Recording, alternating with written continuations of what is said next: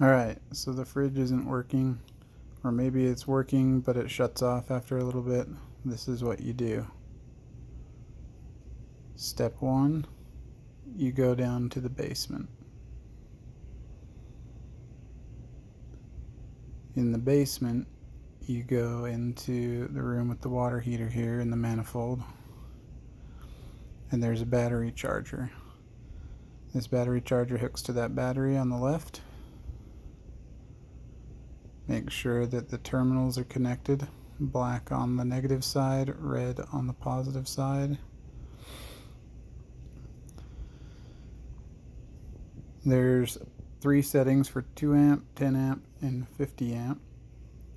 If the fridge is not working, turn it to the 10 amp and wait approximately an hour. And then go back and try to turn the fridge on. Once the fridge is working, come back and turn the battery charger back to 2 amps.